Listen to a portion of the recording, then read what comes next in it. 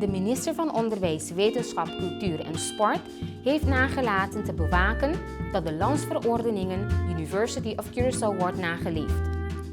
Deze landsverordening schrijft voor dat het land een financiële bijdrage verleent aan de University of Curaçao Dr. Moises da Costa Gomes.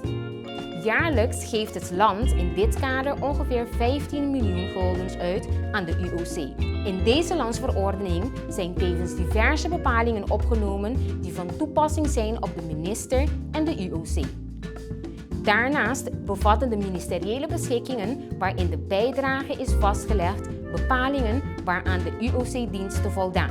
Naar aanleiding hiervan heeft de Rekenkamer onderzocht of zowel de minister als de UOC in de periode van 2011 tot en met 2019 de bepalingen in de wet en regelgeving hebben nageleefd.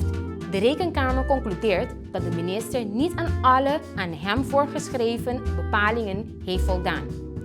De minister heeft namelijk de ontvangen jaarrekeningen niet formeel goedgekeurd, niet aangedrongen bij de UOC om de voorgeschreven verantwoordingsdocumenten tijdig in te dienen en geen maatregelen genomen tegen de UOC wegens het niet voldoen aan alle voorwaarden. Ook is de minister niet in voldoende mate nagegaan of bij het verstrekken van de financiële bijdrage de UOC aan de bepalingen in de wet en regelgeving heeft voldaan.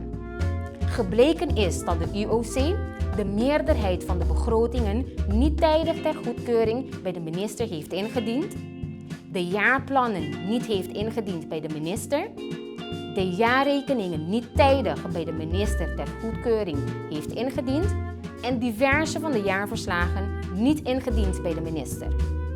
Verder hebben wij geconcludeerd dat de landsverordening de minister onvoldoende houvast biedt om correctieve maatregelen te nemen indien de UOC de wet en regelgeving niet naleeft. Er zijn namelijk geen sanctiebepalingen opgenomen in de landsverordening.